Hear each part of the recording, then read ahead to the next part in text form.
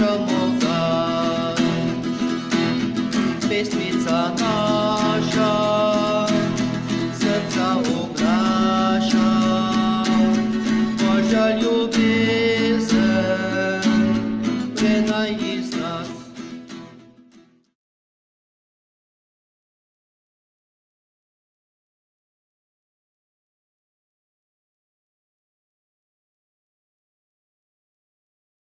V imenu Očeta in Sina in Svetega Duha. Amen. Pozdravljeni, dragi otroci in vsi, ki nas spremljate pri šmarničnem branju. Današnja zgodba nosi naslov Bog želi, da vsak človek postane svetnik.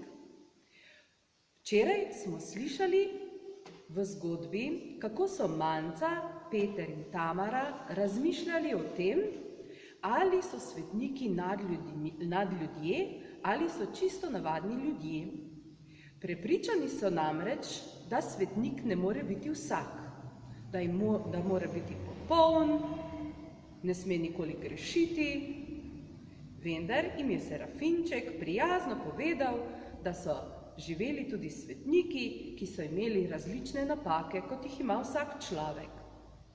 Serafínček pa jih je tudi spodbudil, da vsakemu človeku ob rojstvu ni dano, da bo postal svetnik, vendar vsak človek lahko postane svetnik.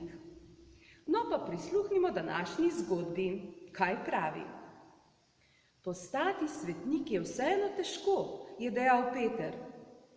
Nič na tem svetu, kar je dobro, ni lahko dosegljivo. Za dobro se je vedno treba truditi, iz dneva v dan, je prikimal Serafínček. Za slabo se pa ni treba truditi, je vprašala Manca.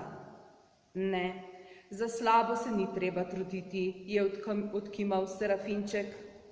Potem ne more vsak človek postati svetnik. Niso vsi ljudje dobri, je dodala Tamara. Ne, res ne.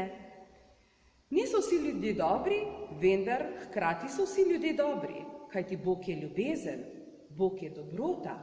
Zato so tudi ljudje, ki so delo njegovih rok, v osnovi dobri, je razložil Serafínček. Zakaj pa so nekateri ljudje torej slabi, je zanimalo Petra. Razlogov je več, je zamišljeno dejal Serafínček. Nekatere je okolje, v katerem živijo, usmerilo v slabo.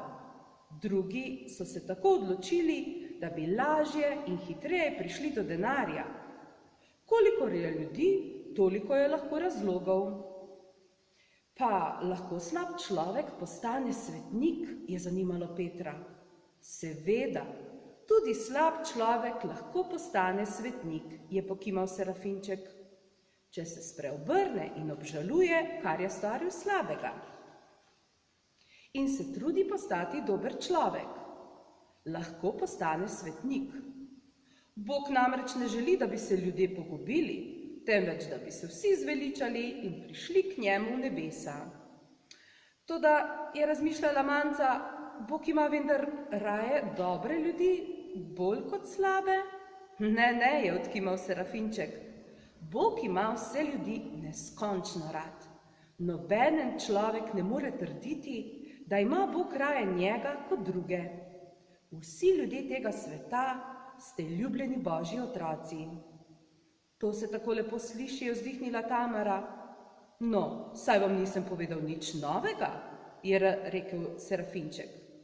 Ampak jaz sem vedno mislil, da ima Bog našega župnika raje kot mene, ki sem navaden ministrant, je dejal Peter. Jaz sem pa vedno mislila, da ima najraje papeža, potem pa počasi navzdol, je dodala Manca. Joj, kako ste se motili. Bog ljubi tebe in papeža za enako ljubeznijo. Sploh pa ljubezni ne moremo meriti, je poudarila modro Manca. Prav imaš, je rekel Serafínček. Prava ljubezen je samo ena in je nikakor ne moremo meriti. Starši nikoli ne ljubijo enega otroka bolj kot drugega. Enostavno jih ljubijo. Tako je tudi pri Bogu in tako bi moralo biti med ljudmi. To se pa verjetno ne bo nikoli zgodilo, je odkimala Tamara. Ja, to je čisto neizvedljivo, je pritrdila Manca. Pa je izvedljivo, je dejal Serafínček. če se vsak človek pri sebi potrudi izpolnjevati zapoved ljubezni. Ampak je hotel ugovarjati Peter, to zahteva veliko truda, molitve in, Manca je hitro dodala, ter samokontrole. Se je nasmehnil Serafinček, lahko rečemo tudi tako, prav imaš. Kaj pravite, otroci? Ima Serafinček prav? Imajo otroci prav? Seveda imajo prav. Vsakdo izmed nas lahko postane svetnik. In ni potrebno, da smo nadljudi, da smo nekaj posebnega, da smo popolni. Kajti to je nemogoče v naših človeških očeh. Vendar Bog nas ljubi in njegova ljubezen je brezpogojna. In današnja domača naloga? Naredi vsaj eno dobro delo. Ne bo težko, a ne? Pa da vas še spomnim, ste naredili domačo nalogo včerajšnjega dne? Ste raziskali, kdo je vaš krstni zavetnik? Moj krstni zavetnik oziroma zavetnica je Katarina Aleksandrijska ali Sinajska in goduje 25. novembra. Aleksandrijska se imenuje zaradi tega, ker je živela v Aleksandriji, tam proti koncu 3. stoletja.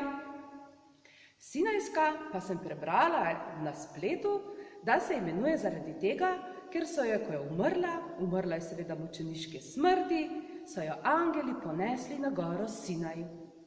Starejši otroci in tudi odrasli poznate goro Sinaj, ste že slišali o njej in o Mojzesu. Takole, sedaj vas pa povabim, da skupaj zmolimo. Danes bomo zmolili molitev po tvoje varstvo pribežimo. Pa se kar pripravimo, sklenimo roke in se Mariji priporočimo. Po tvoje varstvo pribežimo, o sveta Božja porodnica, ne zavrzi naših prošenj, naših potrebah, temveč reši nas vseh nevarnosti. O častitljiva in blagoslovljena devica, naša gospa, naša srednica, naša besednica. K svojemu sinu nas spravi, k svojemu sinu nas priporoči, k svojemu sinu nas izroči. Prosi za nas, sveta Božja porodnica, da postanemo vredni obljub Kristusovih. Pri molitvi bomo dodali še nekaj vzklikov Matere Božje in odgovorimo, prosi za nas. Hiša zlata, prosi za nas. Skrinja zaveze, prosi za nas. Vrata nebeška, prosi za nas. Zgodnja danica, prosi za nas. Zdravje bolnikov, prosi za nas. Pa ozrimo se še na Mater Božje in rečemo, Petrovška Mati Božja, prosi za nas. In sveti Dominik, prosi za nas. Ter vsi svetniki in svetnice, prosite za nas. V imenu Očeta in Sina in Svetega Duha. Amen. Se slišimo in vidimo jutri.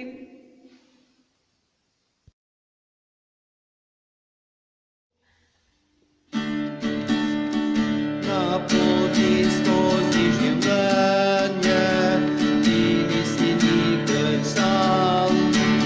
S tabo skozi trpljenje, Mati Marija gre. Spremljaj na poti življenja nas, Mati Marija.